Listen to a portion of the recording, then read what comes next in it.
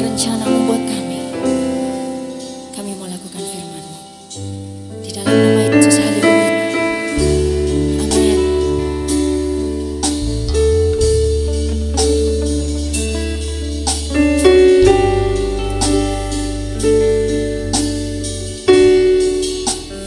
Ku berseru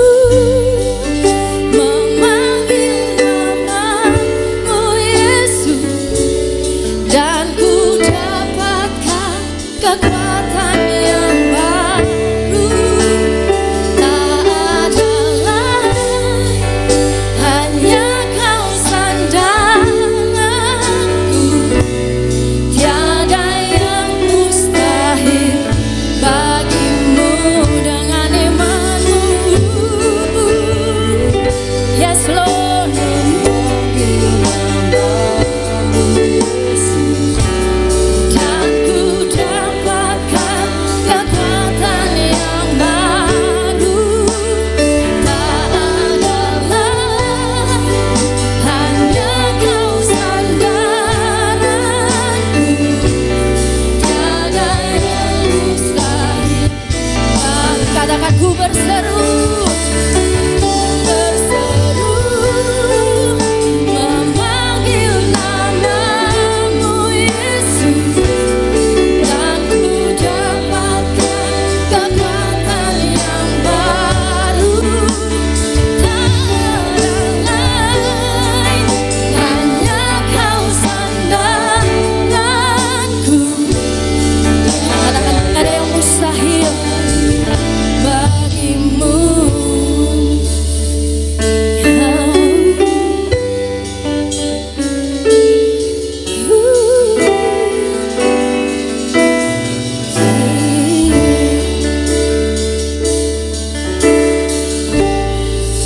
Katakan jiwaku menantimu Tuhan.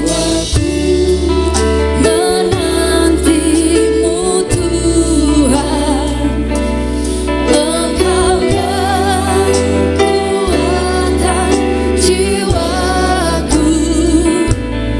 Di saat ku lemah dan bimbang, Engkau yang mengerti segalanya.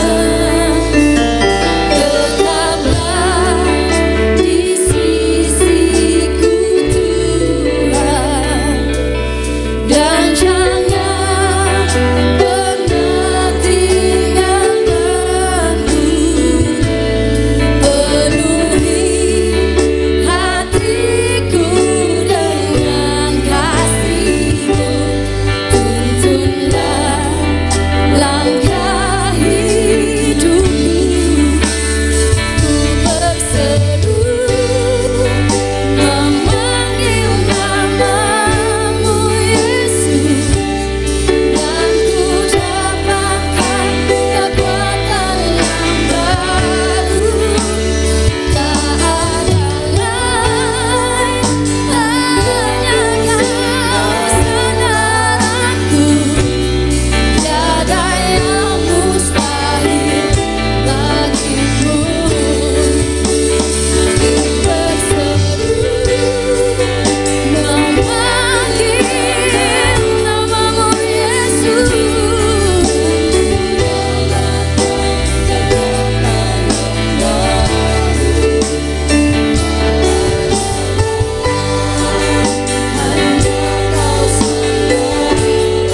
Yes Lord. Saya jemput Bapak Ibu Saudara bangkit berdiri. Kita sambut firman Tuhan siang hari ini.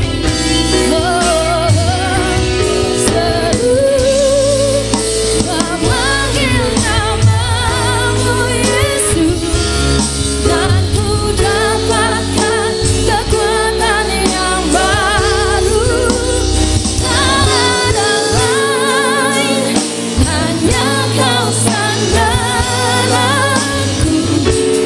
tiada yang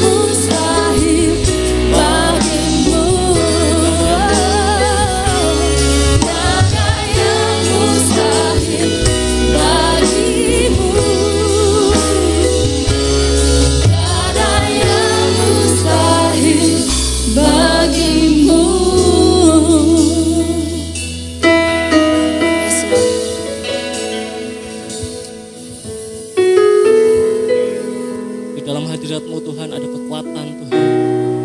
Di dalam hadirat-Mu ada penghiburan Tuhan. Kami bersyukur Tuhan buat kehadiran-Mu Tuhan pada pagi hari ini Tuhan. Engkau melawat setiap hati kami Tuhan. Dan kami percaya Tuhan ketika kami nanti pulang Tuhan, kami tetap diam dalam hadirat-Mu Tuhan. Kami akan terus Engkau urapi Tuhan dengan kehadiran-Mu Tuhan. Terima kasih Bapa, kami bersyukur Tuhan. Mari Roh Kudus Engkau jamah setiap hati kami saat ini Tuhan. Kami mau sama-sama duduk diam Tuhan, kami mau sama-sama belajar firman-Mu Tuhan. Berbicaralah kepada kami pribadi lepas pribadi Tuhan. Biarlah hanya Engkau sendiri yang berbicara secara langsung kepada kami Tuhan. Sehingga kami bisa mengerti kebenaran firman-Mu. Sehingga kami bisa menangkap kebenaran firman-Mu Tuhan. Dan kami semua bisa menjadi pelaku-pelaku firman-Mu Tuhan. Kami bersyukur Tuhan buat pagi hari ini. Kami bersyukur buat lawatan-Mu Tuhan. Dan kami siap Tuhan untuk sama-sama belajar kebenaran firman-Mu. Di dalam nama Tuhan Yesus Kristus. Kami berdoa dan mengucap syukur. Haleluya. Amin. Shalom Bapak Ibu.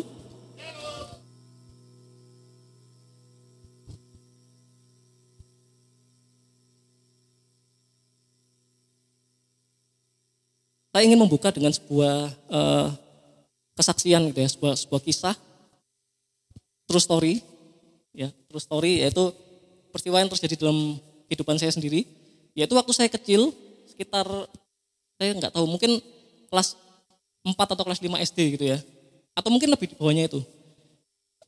Ketika itu saya diajak sama orang tua saya dan juga saudara-saudara saya ke suatu tempat permainan. Saya juga lupa tempat permainan itu di mana.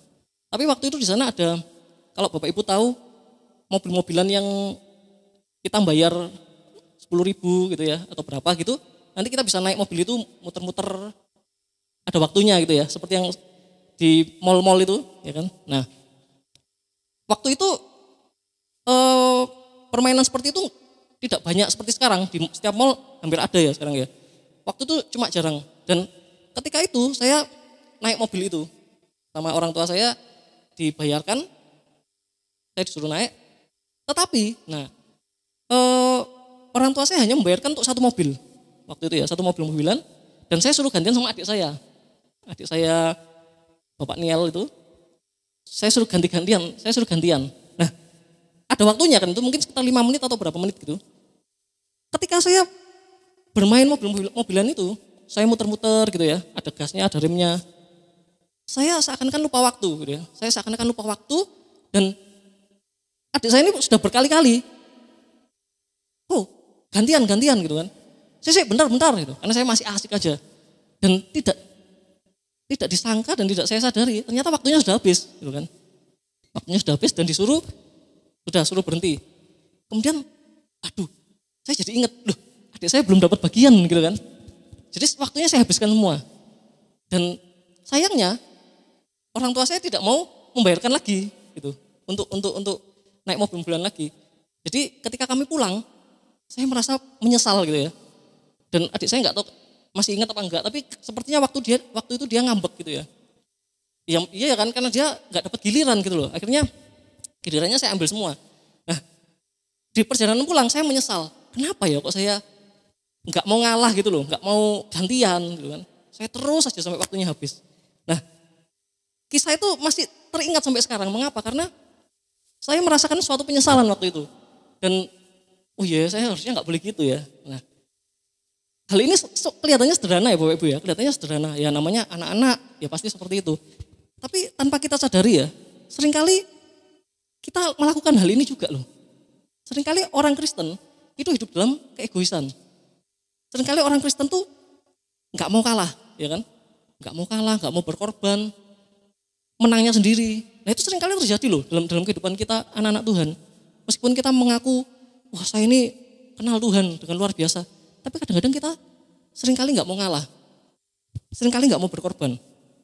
Nah pembahasan hari ini adalah tentang, kita masih melanjutkan seri raja-raja itu ya. Raja-raja yang harus kita kalahkan. Menaklukkan raja-raja. Dan hari ini kita sampai di raja yang ke-24. Yaitu Simron Meron. Raja Simron Meron. Ini adalah 31 raja yang dikalahkan oleh Yosua, ditaklukkan oleh Yosua. Dan hari ini kita mau belajar untuk mengalahkan sifat tidak mau berkorban. mengalahkan sifat tidak mau berkorban. Ketika kita mau mencoba belajar untuk mau berkorban, maka itu sedang mengikis keegoisan dalam diri kita.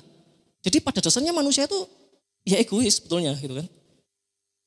Mengapa kok Hawa sampai bisa ditipu oleh iblis makan buah itu? Karena ada keegoisan dalam dirinya. Kalau kamu makan buah itu kamu tidak akan mati. Wah, oke. Saya mau gitu kan. Karena dia mempunyai keegoisan dalam dirinya. Nah, belajar untuk mengalahkan sifat tidak mau berkorban itu mengikis keegoisan dalam diri kita. Mungkin kita berkata, "Oh, saya sudah rajin beribadah kok." Ya kan? Enggak ada masalah. Berarti kan saya sudah mau berkorban untuk Tuhan kan? Saya setiap minggu ke gereja kok. Itu kan saya berkorban untuk Tuhan kan? Mengorbankan waktu saya itu kan? Mengorbankan uang saya. Enggak juga Bapak Ibu. Beribadah itu perintah Tuhan, ya kan? Janganlah kamu menjauhkan diri dari pertemuan-pertemuan ibadah. Mungkin kita berkata, "Loh, saya sudah memberikan perpuluhan kok. Berarti saya sudah berkorban dong." Enggak juga. Perpuluhan tuh haknya Tuhan. Kita hanya mengembalikan haknya Tuhan.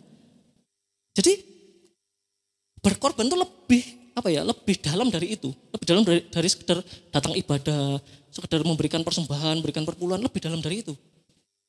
Mari coba kita buka di Ibrani 13 ayat 14 sampai 16. Ibrani 13 ayat 14 sampai 16. Ini yang mendasari kenapa kok kita ini perlu berkorban. Sebab di sini kita tidak mempunyai tempat tinggal yang tetap. Kita mencari kota yang akan datang. Sebab itu, marilah kita oleh Dia senantiasa mempersembahkan korban syukur kepada Allah, yaitu ucapan bibir yang memuliakan namanya. Dan janganlah kamu lupa berbuat baik dan memberi bantuan, sebab korban-korban yang demikianlah yang berkenan kepada Allah. Jadi di Ibrani ini dikatakan dengan jelas bahwa tempat tinggal kita itu yang tetap bukan di sini, gitu kan? Tapi kota yang akan datang nanti. Jadi yang pertama tujuan hidup kita itu bukan di sini, bukan di dunia ini. Makanya kenapa sih kok kita itu perlu berkorban? Dikatakan di situ tadi, kita senantiasa mempersembahkan korban ucapan syukur pada Tuhan. Kemudian kita jangan lupa berbuat baik dan memberi bantuan. Karena korban-korban seperti itu yang berkenan pada Tuhan. Jadi bukan sekedar, wah saya ini sudah berkorban ya, datang ke gereja, ini saya sudah berkorban banyak. Enggak gitu Bapak Ibu, bukan yang seperti itu. Tapi yang kita baca di Ibrani 13 tadi ini. Nah, bagaimana agar kita ini bisa diubahkan menjadi anak-anak Tuhan yang mau berkorban, gitu ya?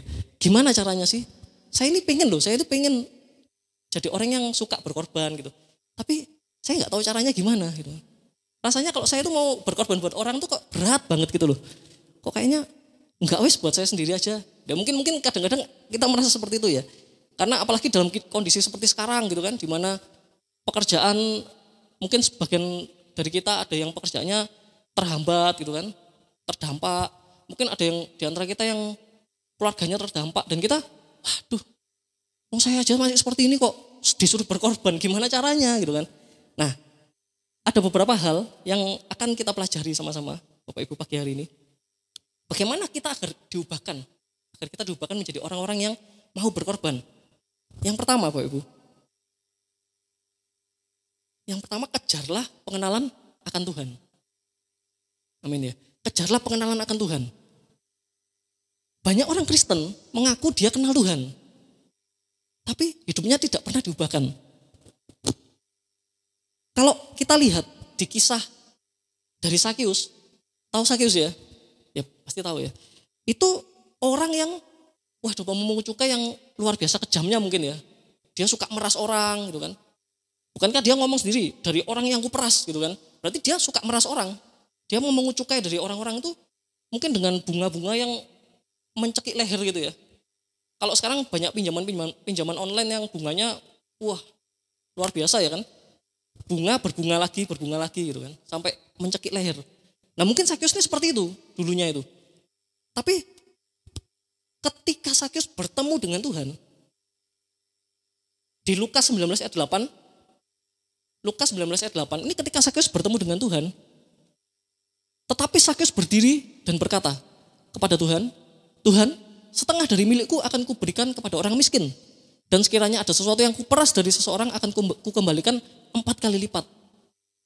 Wih, ini suatu perubahan yang sangat drastis gitu. Kalau kata Pak Gembala itu, Sakyus pada saat ini menjadi OBB gitu kan. Kalau OKB kan orang kaya baru, kalau OBB orang bangkrut baru gitu kan. Jadi dia langsung habis, mungkin kekayaannya tuh habis gitu. Karena setengah dari miliknya diberikan pada orang miskin, dan kalau ada yang diperas dia kembalikan 4 kali lipat. Mengapa Sakyus ini bisa seperti ini? Kok bisa berubah drastis ini? Karena dia bertemu dengan Tuhan.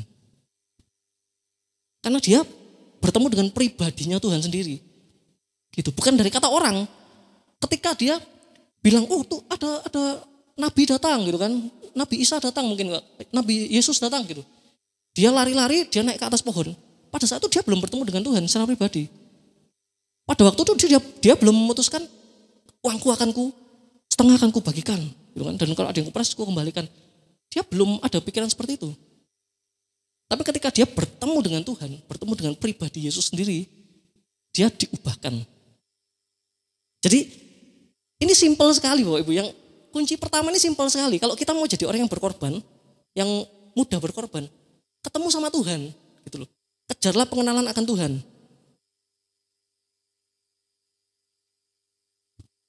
Mungkin Bapak Ibu tahu Maria, saudaranya Lazarus ya. Ada Maria, Marta, Lazarus ya. Itu dia meminyaki kaki Yesus dengan minyak narwastu yang mahal. Dikatakan setengah kati minyak narwastu, kemudian meminyaki kaki Tuhan Yesus dengan itu dan menyekanya dengan rambutnya. Sampai waktu itu murid Tuhan Yesus, Yudas itu ngomong kan, buat apa? Ini kan bisa dibagikan pada orang miskin, dijual bagikan pada orang miskin. Tapi dia melakukan itu, dia enggak, dalam bahasa Jawanya itu eman gitu ya, tidak sayang dengan minyak narwastu yang mahal itu. Mengapa dia enggak sayang? Karena dia bertemu dengan pribadinya Yesus. Nah, jadi ketika kita mengenal pribadi Tuhan, maka semua pengorbanan kita itu tidak akan pernah terasa cukup sebenarnya. Mengapa? Karena Tuhan itu sudah berkorban lebih dahsyat buat kita. Ya kan? Kemarin kita baru merayakan kematian Tuhan Yesus, kebangkitan Tuhan Yesus, dan kenaikan Tuhan Yesus, pencurahan Roh Kudus. Pengorbanan Tuhan itu jauh lebih besar daripada yang bisa kita kembalikan buat dia gitu loh. Amin. Jadi ketika kita menyadari hal itu dan kita bertemu dengan pribadinya, maka sebenarnya nggak sulit kok untuk kita berubah, mengubah mindset kita, mengubah pola pikir kita, kebiasaan kita. Dari orang yang sebelumnya, aku nggak mau berkorban untuk orang lain lah. Buat apa? Aku nggak mau berkorban untuk gereja, buat apa gitu kan. Tapi saya bersyukur ya Bapak Ibu semuanya luar biasa ya, ketika gereja kita sedang dalam kebutuhan untuk kontrak, kita semua bahu-membahu gitu ya. Sehingga Tuhan menyatakan mujizatnya juga. Tapi ada orang-orang yang nggak mau peduli Bapak Ibu. Wah biarin aja gitu kan. Itu urusannya Bapak Gembala, itu urusannya pengurus-pengurus. Saya nggak mau tahu. Gitu. Ada orang-orang yang seperti itu. Nah ketika Bapak Ibu merasa orang itu, saya percaya di sini nggak ada ya. Ini kalau misalnya Bapak Ibu merasa orang seperti itu, maka yang pertama yang bisa Bapak Ibu lakukan resepnya, kejar pengenalan akan Tuhan. Cari Tuhan dengan sepenuh hati Bapak Ibu. Sampai Bapak Ibu ketemu sama Tuhan sendiri. Sampai Bapak Ibu bisa merasakan hatinya Tuhan sendiri. Ketika itu terjadi, maka nggak akan sulit untuk kita mau berkorban buat orang lain. Berkorban buat pekerjaan Tuhan. Dan mungkin ada yang gini, tapi ya saya itu benernya pingin mengenal Tuhan, mengejar Tuhan, tapi kok saya merasa Tuhan itu jauh ya. Saya itu merasa Tuhan itu nggak pernah, istilahnya kalau orang-orang tuh ngomong Tuhan Roh Kudus berbicara dalam hati saya gitu ya. Seakan-akan saya dituntun ke sini untuk melakukan ini, dan ternyata di sana ada berkat Tuhan. Oh, Tuhan berbicara pada saya seperti ini. Tapi kok saya nggak pernah ya gitu. Jangankan tiba-tiba Roh Kudus berbicara. Saya sudah berdoa gitu ya, seminggu penuh, sebulan penuh. Itu nggak ada jawaban kok gitu kan. Mungkin kita pernah berpikir seperti itu. Nah, saya mau bagikan Bapak Ibu bahwa ketahuilah Tuhan itu sangat rindu sebenarnya untuk kita tuh datang, tapi dengan hati kita yang sepenuhnya. Bukan sekedar Tuhan saya punya masalah, Tuhan saya ada ini cicilan belum selesai Tuhan. Apa jawabanmu Tuhan? tunggu 1 jam, nggak ada jawaban, 2 jam. Bukan yang seperti itu Bapak Ibu. Tapi datang dengan penuh kerinduan, dengan hati yang sungguh-sungguh mencari Dia. Amin. Saya mau saksikan ya, berapa waktu ini, sudah lebih dari setahun ya, saya kerja di rumah, WFH, work from home. Dan untuk untuk bidang pekerjaan saya, programmer itu nggak ada masalah karena semuanya juga online gitu ya, nggak ada masalah. Jadi sudah setahun lebih, setahun 3 bulan sekitar gitu ya, saya kerja di rumah. Nah, ini pernah saya saksikan di Kepanjen sih ini. Nah, gini, saya seringkali, meskipun saya kerja di rumah, seringkali kerjaan juga banyak gitu kan. Seringkali saya juga sibuk gitu. Dan bukan berarti kalau kerja di rumah maka kerjaannya sedikit gitu ya. Ya kadang-kadang bisa sih, kadang-kadang bisa kerjaan nggak terlalu banyak bisa, tapi seringkali juga banyak itu. Deadline juga numpuk gitu. Nah, anak saya yang kedua, Timothy itu dia baru mau umur 2, ya kan. Lagi lincah-lincahnya gitu ya. Lari ke sana ke sini gitu. Nah, ketika saya bekerja, saya kan kerjanya di kamar gitu ya, di laptop gitu sama komputer. Kadang-kadang ketika saya kerjaan lagi banyak gitu ya, lagi numpuk dan deadline, wis pokoknya hampir nggak bisa bernafas gitu ya. Ya bisa sih, nggak maksudnya hampir nggak bisa melakukan apa-apa lagi yang lainnya. Wis pokoknya kerja gitu ya, untuk ngejar deadline-nya selesai. Nah, kadang-kadang itu Timo ini seringkali datang gitu ya. Datang gitu sambil lari-lari kecil gitu. Papa gitu kan. Ya kan? Dia minta gendong gitu kan, minta pangku. Dan kadang-kadang pun ketika saya sedang omong-omong sama teman saya mungkin ya lewat aplikasi chatting atau sedang email-emailan dengan project manager di sana, itu anak saya datang gitu kan. Papa gitu kan. Wah, ada yang nyaut ini. Dan tahu nggak Bapak Ibu? Yang luar biasa adalah gini, ketika saya sedang pekerjaan saya banyak, deadline numpuk, anak saya datang seperti itu, saya itu nggak tahan ya, saya itu nggak kuat untuk nggak meminggirkan pekerjaan saya dan nyambut anak saya, gitu. Saya sambut dia, saya pangku atau saya gendong atau apa gitu, dan saya tinggalkan pekerjaan yang sabar-sabar gitu. Ya nggak lama sih ya, bukan berarti seharian saya tinggalkan ya, enggak lah, ya, ada tanggung jawabnya, tapi saya akan tinggalkan dan saya luangkan waktu sejenak dengan anak saya. Mungkin 5 menit, mungkin 10 menit. Saya luangkan waktu untuk bermain dengan anak saya ini. Padahal deadline numpuk, pekerjaan banyak. Nah, saya yang manusia ya, mungkin kita juga bapak-bapak yang ada di sini, ibu-ibu yang ada di sini juga pernah merasakan ya. Ketika anaknya datang tuh kayak kita, oke gitu ya, ayo aku berikan waktuku padamu gitu kan. Aku berikan kasihku padamu. Apalagi Bapak yang di surga Bapak Ibu. Ketika kita datang dengan sepenuh hati kita, dengan sungguh-sungguh mencari Dia, dengan berkata, Bapak aku perlu Engkau Tuhan. Tuhan hadirlah dalam hidupku Tuhan. Tuhan jamalah hatiku Tuhan. Masa situ Bapak itu cuma diem aja, biarinlah kamu, ngapain aku nganggap kamu. Enggak Bapak Ibu. Apalagi Bapak itu yang mengasihi kita. Pasti Bapak itu akan menjamah kita. Memberikan jawaban, memberikan jalan keluar buat kita. Jadi yang pertama jangan jadikan alasan ya, saya nggak bisa, seringkali Tuhan nggak jawab saya. Ya mungkin kita kurang sungguh-sungguh selama ini ya. Mungkin kita belum datang dengan sepenuh hati kita. Jadi yang pertama, untuk kita bisa jadi orang yang mau berkorban, kejarlah pengenalan akan Tuhan. Yang kedua, apa yang harus kita lakukan agar kita bisa menjadi orang-orang yang mau berkorban, yang tidak lagi egois. Yang kedua adalah, yang tadi pertama kejarlah pengenalan akan Tuhan. Yang kedua, kejarlah kasih. Kejarlah kasih. Kalau 1 Korintus 14 ayat 1 dibuka dengan kejarlah kasih itu katanya. Dasar kekristenan itu adalah kasih. Ya kan? Hukum yang utama dan terutama berbicara tentang kasih kepada Allah dan kepada sesama. Jadi dasar kekristenan itu kasih loh. Kalau Bapak Ibu ngaku orang Kristen gitu ya, ngaku percaya Yesus tapi enggak punya kasih, nah itu perlu dipertanyakan. Benar enggak? Karena dasar dari kekristenan itu kasih, gitu. Dimanapun juga. Saya rasa denominasi apapun juga dasar kekristenan juga kasih, gitu. Enggak tergantung denominasi. Pokoknya kekristenan dasarnya kasih. Nah, sehebat apapun pelayanan seseorang, mungkin dia sudah melanglang buana kemana-mana, gitu ya, dalam pelayanannya. Mungkin dia sudah melayani ribuan orang, ratusan orang, jutaan orang, sehebat apapun itu.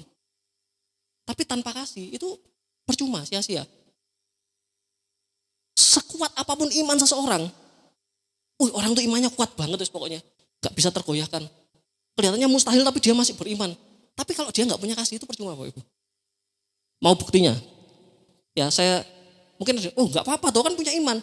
Ayo kita buktikan. 1 Korintus 13 ayat 2-3. 1 Korintus 13 ayat 2-3. Sekalipun aku mempunyai karunia untuk bernubuat dan aku mengetahui segala rahasia, luar biasa loh, tahu segala rahasia. Dan memiliki seluruh pengetahuan. Dan perhatikan ini, sekalipun aku memiliki iman yang sempurna untuk memindahkan gunung. Kurang dahsyat apa? Keren kan? Imannya sempurna loh, bisa memindahkan gunung loh. Tetapi jika aku tidak mempunyai kasih, aku sama sekali tidak berguna. Dan sekalipun aku membagi-bagikan segala sesuatu yang ada padaku, bahkan menyerahkan tubuhku untuk dibakar, ini juga luar biasa ini. Tetapi jika aku tidak mempunyai kasih, sedikit pun tidak ada faedahnya bagiku. Jadi, karena dasar kekristenan adalah kasih itu penting banget Bapak Ibu. Ayo mungkin kita ada orang-orang yang masih sulit mengasihi orang lain, masih sulit mengasihi Tuhan. Kita kejar, gitu kan. Kejarlah kasih itu. Percuma Bapak Ibu, pelayanannya dahsyat, percuma Bapak Ibu imannya kuat. Ya kan? Firman Tuhan loh jelas. Kalau Bapak Ibu enggak punya kasih, itu percuma. Tidak ada faedahnya bagiku katanya, kata firman Tuhan. Jadi pengejaran akan kasih itu sesuatu hal yang sangat penting. Saya teringat kisah Kain dan Habel, ya kan? Kisah Kain dan Habel di mana mereka mempersembahkan korban sama-sama, tapi yang diterima punyanya siapa? Habel kan? Kainnya jadi marah. Nah, mungkin kita berkata gini, wah Kain ini orangnya nggak takut sama Tuhan gitu kan? Orangnya jauh dari Tuhan, orangnya ini nggak seperti Habel lah gitu pokoknya. Makanya dia ditolak, persembahannya ditolak gitu sama Tuhan. Berarti dia ini jauh dari Tuhan. Tapi kalau Bapak Ibu perhatikan, nanti mungkin bisa baca-baca di rumah gitu ya, kalau pas merenungkan firman Tuhan. Di Kejadian 4 itu ketika Kain ini menjadi panas hatinya, karena gak diterima persembahannya, itu Tuhan tuh ngomong sama Kain. Tuhan tuh berbicara sama Kain. Kenapa kok gak gini? Kalau misalnya Tuhan tuh lebih dekat sama Habel daripada sama Kain ya, kenapa kok gak firman Tuhan ngomong, lalu berbicara Tuhan kepada Habel gitu kan. Habel, kakakmu mau membunuhmu, larilah kau gitu kan. Bisa aja kan? Bisa kan? Tapi enggak loh, Tuhan ngomongnya sama Kain. Mengapa hatimu muram gitu kan? Dosa sudah mengintip di depan pintu. Kalau kamu enggak bertobat, kamu nanti bisa melakukan kejahatan. Tuhan ngomongnya sama Kain tuh Bapak Ibu. Berarti apa? Kain ini juga dekat sama Tuhan. Kain ini juga punya akses langsung sama Tuhan. Orang yang luar biasa. Bayangkan kalau zaman sekarang ya saya nggak tahu, mungkin ada sih, mungkin ada hamba-hamba Tuhan yang punya karunia untuk langsung kontak dengan Tuhan gitu ya. Tapi kalau zaman sekarang kita di antara kita aja ada yang punya kemampuan seperti Kain gitu kan, punya anugerah seperti Kain. Tuhan tuh ngomong langsung loh sama saya, audible gitu kan. Pak Gembala kadang-kadang mendapatkan hal itu ya. Tapi kalau ini kan ketika dia mau melakukan dosa, Tuhan tuh langsung negur gitu loh. Langsung memperingatkan, hati-hati loh kamu ya, kalau kamu ya. Nah kalau kita jadi orang-orang seperti Kain, itu luar biasa loh. Berarti Tuhan tuh benar-benar dekat sama kita. Tuhan tuh benar-benar memperhatikan kita. Tapi akhirnya Kain berbuat dosa enggak?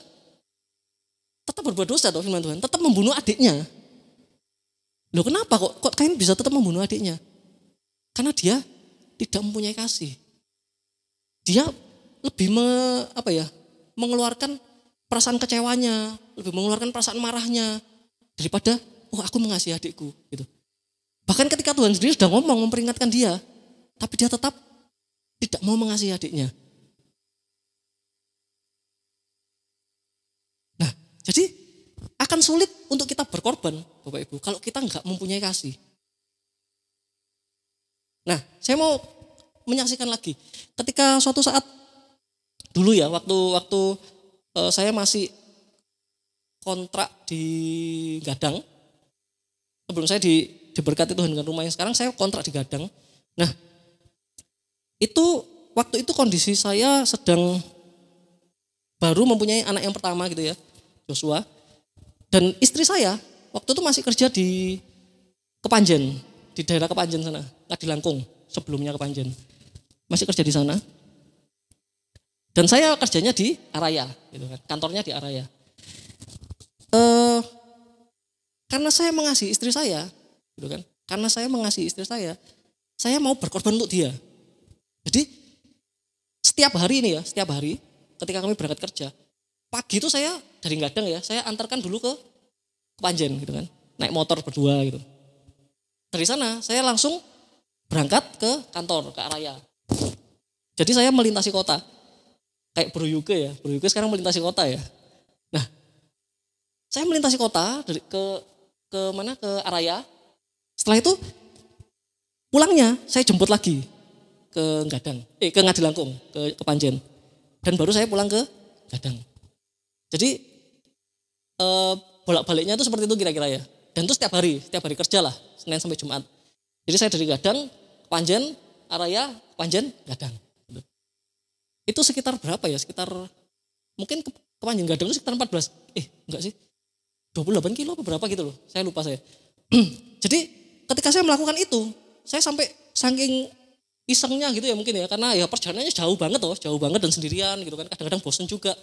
Saya sampai, kalau lewat rute ini ngelewati sekian lampu lalu lintas gitu kan, dan sekian polisi cepek gitu kan. Kalau lewat sini, lampu lalu lintasnya cuma segini, polisi cepeknya segini gitu kan. Jadi saya bisa membuat statistiknya gitu. Terus, hari ini saya dapat, misalnya ada 10 lampu merah gitu ya. Hari ini saya dapat 5 lampu hijau gitu kan, 5 lampu merah gitu kan. Besoknya 8 lampu merah, 2 lampu hijau. Wah, nggak enak 8 lampu merah gitu. Dan saya sampai seperti itu gitu kan. Tapi karena saya melakukannya berdasarkan kasih, gitu kan. Saya nggak merasa berat. Gitu. Saya nggak merasa berat untuk melakukan pengorbanan yang seperti itu. Mungkin ada orang-orang yang ngomong, loh, ngapain ya? Terus naik sepeda motor sendiri kan bisa toh. Istri saya ke arah sana, saya ke arah sana gitu kan. Tapi karena saya mengasihi istri saya, ya saya enggak apa-apa, saya lakukan aja. Demikian juga Bapak Ibu, ketika kita punya kasih, entah kepada sesama, entah kepada keluarga, entah kepada Tuhan, maka waktu kita dituntut untuk berkorban, itu enggak berat Bapak Ibu. Enggak berat. Mengapa sih kok selama ini seringkali ketika kita dituntut untuk berkorban kayaknya berat gitu ya. Waduh, berkorban lagi gitu kan. Waduh, mengeluarkan tenaga lagi. Waduh, mengeluarkan waktu lagi, mengeluarkan uang lagi. Kok dikit-dikit berkorban, dikit-dikit berkorban. Coba, tanya dalam hati kita sendiri. Kita sudah punya kasih belum? Gitu. Jangan-jangan kita selama ini ngaku jadi orang Kristen, jadi anak Tuhan, tapi kita belum punya kasih. Makanya berat banget untuk kita mau berkorban. Baik untuk pekerjaan Tuhan maupun untuk sesama kita. Jadi, poin kedua Bapak Ibu. Poin pertama tadi kan kejarlah pengenalan akan Tuhan, ya kan? Poin kedua kejarlah kasih. Dan sekarang apa poin ketiga? Bagaimana sih agar kita ini bisa jadi orang yang bisa berkorban, mudah berkorban buat orang lain? Yaitu yang ketiga adalah belajar memiliki hati yang tulus. Belajar memiliki hati yang tulus. Kalau saya ingat kisah janda di Sarfat ya, kisah janda di Sarfat itu dia itu salah satu orang yang punya hati yang tulus. Loh kok bisa? Bukankah dia juga nawar-nawar waktu Elia itu minta dibikinkan gitu kan? Enggak nawar loh sebenarnya, dia cuma menjelaskan keadaannya. Dan sebelum itu pun sudah ada satu kejadian yang menunjukkan bahwa dia itu punya hati yang tulus. Coba kalau Bapak Ibu enggak percaya, kita buka di 1 Raja-Raja 17. Bukan enggak percaya, mungkin Bapak Ibu belum menyadari hal ini ya. 1 Raja-Raja 17 ayat 10 sampai ayat yang ke-11. Ini musim kering, ya kan? Musim kekeringan, sudah lama enggak hujan. Dan dikatakan seperti ini, sesudah itu ia bersiap, Elia, lalu pergi ke Sarfat. Setelah ia sampai ke pintu gerbang kota itu, tampaklah di sana seorang janda sedang mengumpulkan kayu api. Ia berseru kepada perempuan itu, katanya, cobalah ambil bagiku sedikit air dalam kendi, supaya aku minum. 11, ketika perempuan itu pergi mengambilnya, ia berseru lagi, cobalah ambil juga bagiku sepotong roti. Jadi sebelumnya janda ini sudah dimintai air, ya kan? Ambilkan air bagiku.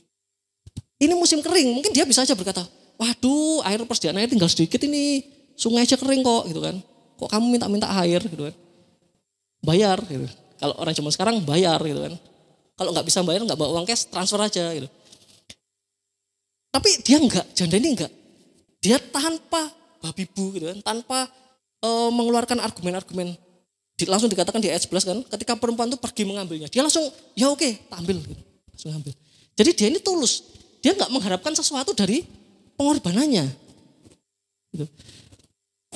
Ketulusan itu berarti kita berkorban buat orang, buat sesama kita, tapi kita enggak mengharapkan sesuatu imbalan. Kita berkorban buat Tuhan, tapi kita enggak mengharapkan imbalan dari Tuhan.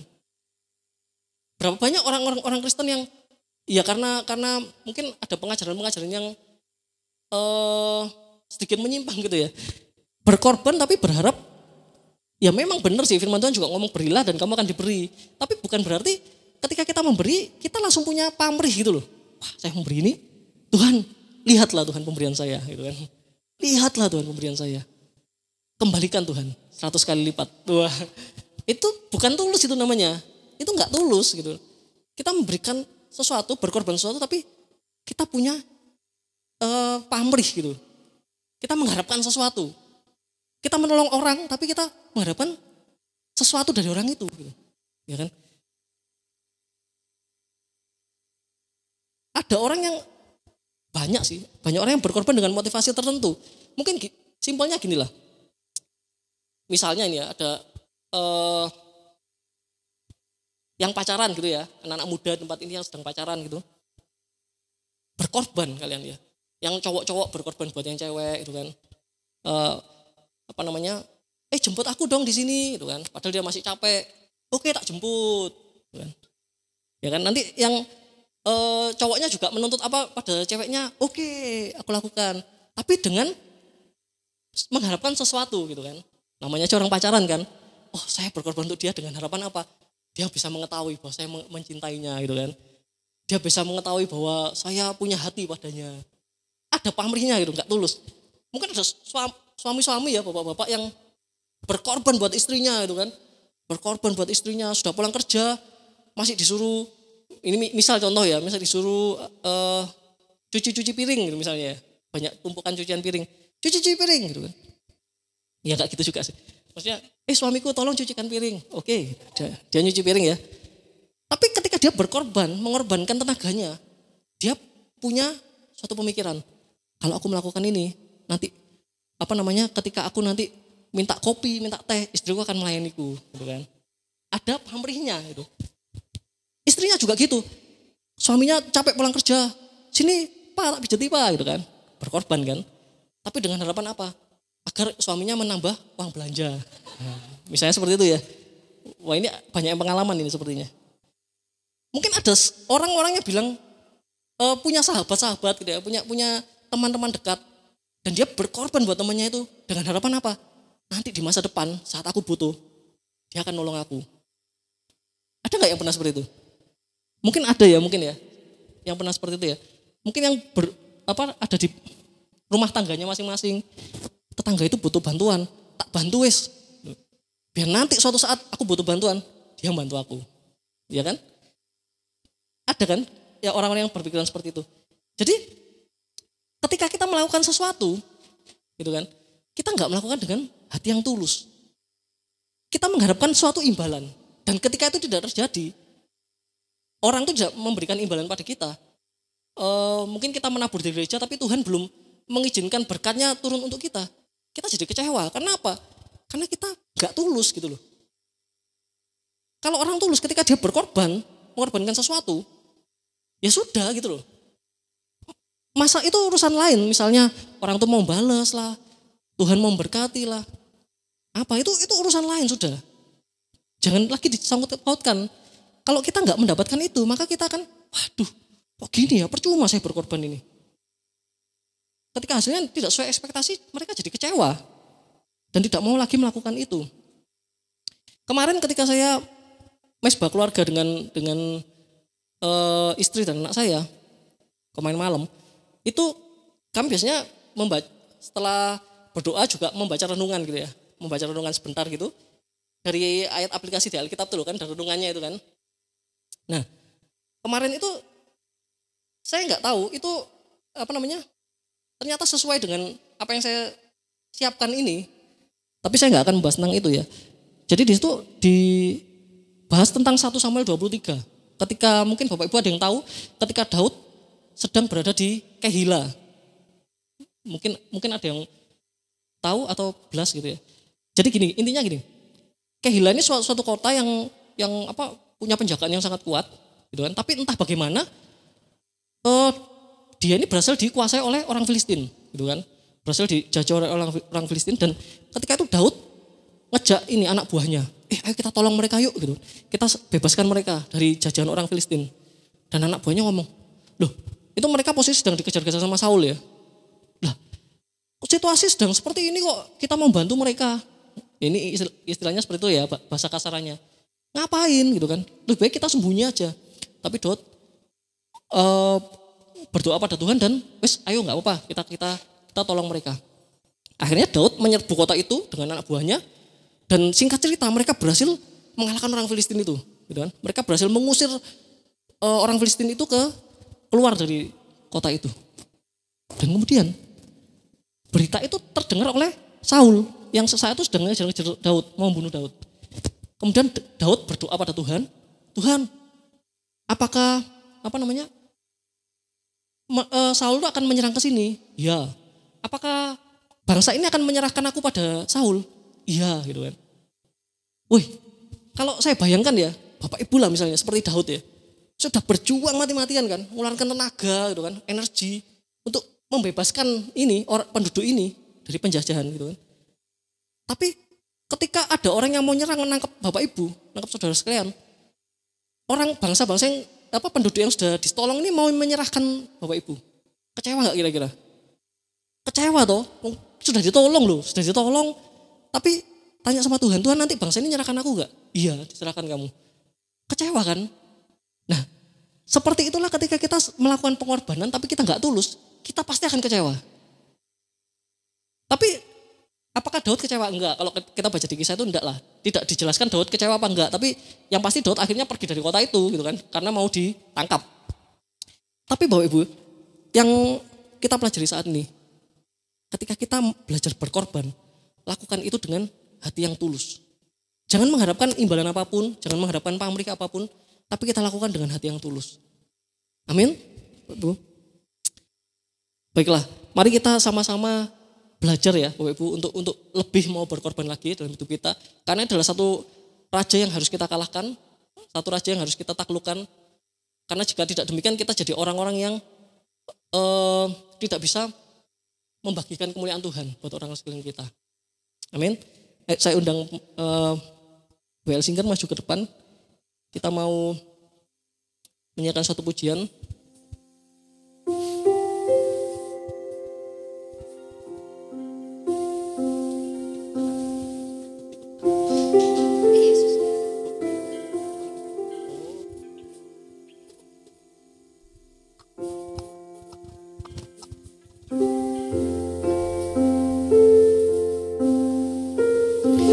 Pagi hari ini kita belajar Bapak Ibu, satu raja Simron Meron yang harus kita kalahkan, kita taklukkan dalam hidup kita.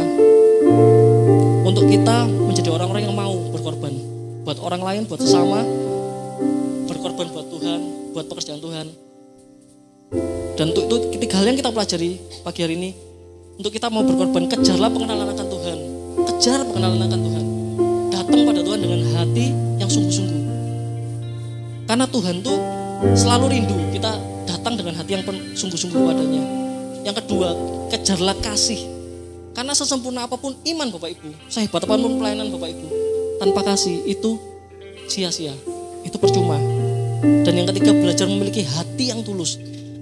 Apapun yang sudah Bapak Ibu lakukan buat orang lain, buat Tuhan, tidak usah mengeluarkan pamrih untuk itu. Lakukan segala sesuatu dengan tulus. Maka Bapak Ibu akan semakin hari semakin dibawa oleh Tuhan menjadi orang-orang yang mau berkorban buat orang lain. Amin.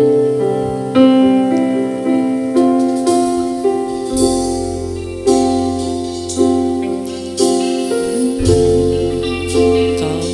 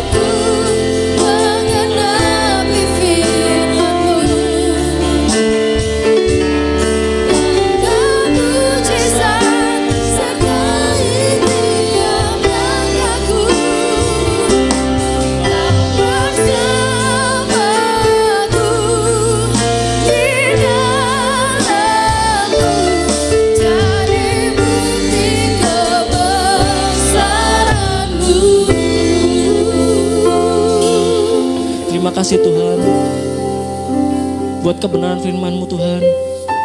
Kau mengajar kami Tuhan pagi hari ini Tuhan, untuk kami menaklukkan raja kecil dalam hati kami, yaitu tidak mau berkorban Tuhan, yaitu egois Tuhan. Kami bersyukur Tuhan karena Engkau mengajar kami pagi hari ini Tuhan, untuk kami mau jadi orang-orang yang berkorban bagi sesama kami lebih lagi Tuhan, untuk kami menjadi orang-orang yang berkorban bagi Engkau lebih lagi Tuhan dalam hidup kami Tuhan. Karena kami tahu Tuhan, saat kami melakukan itu Tuhan, sesungguhnya kami sedang melakukan perintah-Mu Tuhan. Sesungguhnya kami sedang melakukan firman-Mu Tuhan, untuk mengasihi sesama kami, untuk mengasihi Engkau lebih lagi Tuhan. Kami bersyukur Tuhan buat pagi hari ini Tuhan. Mari Bapa, Kau jamah setiap hati kami Tuhan saat ini Tuhan. Kami mau Tuhan jadi orang-orang yang menjadi agen-agen kerajaan-Mu Tuhan, menjadi duta-duta kerajaan-Mu di muka bumi ini Tuhan. Menyampaikan kebenaran firman-Mu Tuhan melalui perbuatan kami Tuhan, melalui teladan yang bisa kami berikan Tuhan buat orang lain Tuhan. Terima kasih Tuhan Yesus, kami bersyukur Tuhan. Engkau tanamkan firman-Mu lebih lagi dalam hati kami Tuhan. Lebih lagi Tuhan dalam hati kami Tuhan. Hidupku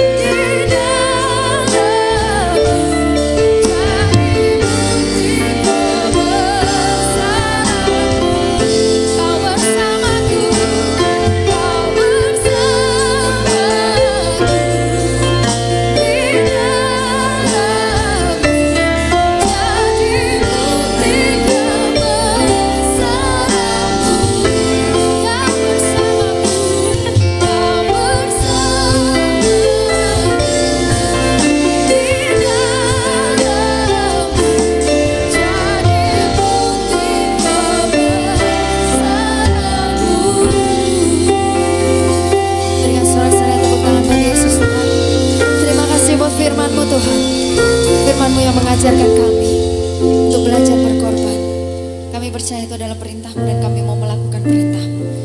Kami sambut firman-Mu, kami terima firman-Mu dan berkat-Mu bagi hamba-Mu yang menyampaikan firman-Mu. Terima kasih, hanya di dalam nama Tuhan Yesus kami sudah berdoa mengucap syukur. Haleluya, amin. Terima kasih setiamu lebih dari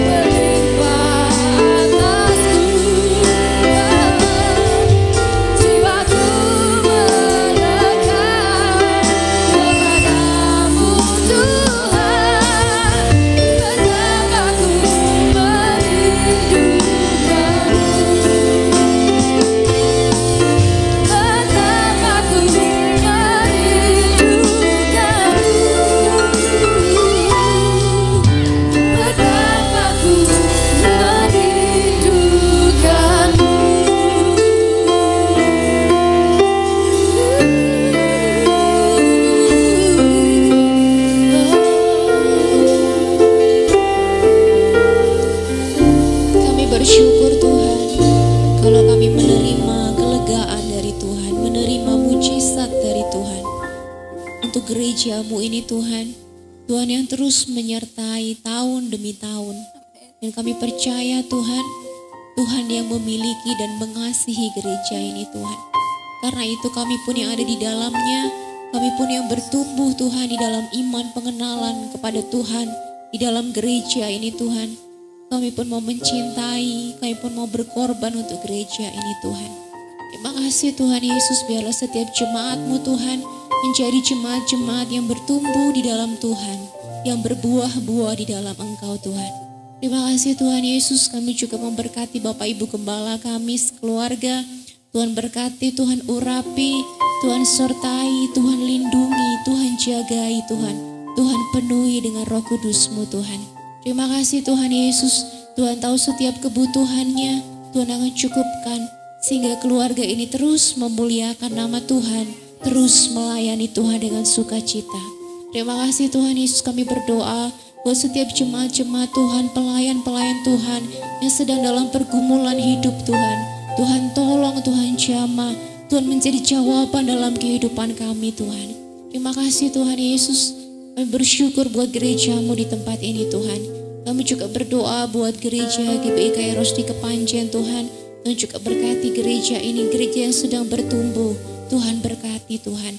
Berkati Bapak Pangeran, seluruh jemaat Tuhan di sana. Tuhan berkati satu persatu. Tuhan tidak pernah meninggalkan mereka. Tuhan pun mempedulikan mereka dan memberikan kelegaan bagi mereka. Terima kasih Tuhan Yesus, kami juga bawa kota kami, kota Malang ke dalam tangan Tuhan. Kota Malang dan sekitarnya. Tuhan berkati, berikan kesejahteraan-Mu Tuhan. Tuhan berikan pemulihan ekonomi di kota kami Tuhan. Kami percaya kota ini pun dimenangkan untuk Tuhan. Berkati Tuhan setiap pemerintah yang ada di kota ini, orang-orang yang duduk dalam pemerintahan. Urapi mereka Tuhan. Biarlah mereka memiliki hati yang takut akan Tuhan. Melakukan tanggung jawab kewajibannya dengan benar Tuhan. Dan bisa mengurus, mengolah kota ini dengan baik menjadi kota yang maju dan diberkati oleh Tuhan. Terima kasih Tuhan Yesus, kami berdoa supaya ada banyak pertobatan terjadi di kota ini Tuhan. Kami juga menyerahkan bangsa kami Indonesia ke dalam tangan Tuhan. Kami percaya bangsa kami ada di dalam tangan Tuhan. Tuhan berikan kesejahteraan bagi bangsa kami Tuhan. Tuhan tolong Tuhan, sembuhkan, pulihkan bangsa kami Tuhan. Kalau COVID-19 masih mewabah Tuhan di bangsa ini, Tuhan tolong, Tuhan pulihkan. Kami hanya berseru kepada Tuhan. Kami percaya Tuhan, mujizat Tuhan nyata bagi bangsa ini. Menyembuhkan, memulihkan bangsa ini Tuhan. Terima kasih Tuhan Yesus, kami berdoa juga untuk program-program vaksinasi yang ada. Tuhan tolong segala sesuatunya. Kiranya program ini boleh efektif Tuhan, betul-betul bisa berjalan dengan baik Tuhan. Orang-orang ini dalamnya adalah orang-orang yang jujur dan takut akan Tuhan. Terima kasih Tuhan Yesus, kami juga berdoa untuk program literasi digital Tuhan. Kami percaya Tuhan akan ada konten-konten yang baik, yang menyejukkan, yang mengandung unsur pendidikan Tuhan di internet Indonesia Tuhan. Sehingga tidak ada lagi orang-orang yang terprovokasi Tuhan, orang-orang yang menyebarkan berita hoax dan lain-lain Tuhan.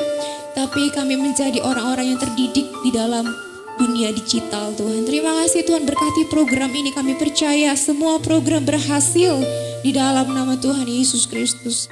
Kau juga berkati pertumbuhan ekonomi di bangsa kami Tuhan. Target kenaikan 7% di tahun depan. Tuhan tolong, Tuhan berkati. Berkati Bapak Jokowi, pemerintahannya, jajaran pemerintahan dari pusat sampai daerah. Tuhan berkati Tuhan. Dan menyerahkan doa kami sepenuhnya ke dalam tangan Tuhan. Kepada Engkau Tuhan yang sanggup melakukan jauh lebih banyak dari apa yang bisa kami doakan dan kami pikirkan. Kami siap menerima berkat-Mu Tuhan di dalam nama Tuhan Yesus Kristus. Haleluya. Bapak Ibu mari kita angkat tangan kita, arahkan pandangan pada Tuhan. Tuhan menyerahkan wajahnya pada Engkau, memberikan kekasih karunia. Tuhan menghadapkan wajahnya pada Engkau, memberikan Engkau damai sejahtera. Sebab itu pulanglah pagi hari ini ke rumahmu, bahwa berkat rahmat yang melimpah-limpah dari Allah Bapa diberkati seisi keluargamu, suami, istri, anak-anakmu, kedua orang tuamu, kedua mertuamu, bahkan orang yang tinggal dalam rumahmu. Diberkatilah kesehatanmu, diberkatilah pekerjaanmu, diberkatilah bakul adonanmu oleh Tuhan, diberkatilah keluar masukmu, Dan apapun yang dijumpai tanganmu dipunya berhasil dan beruntung.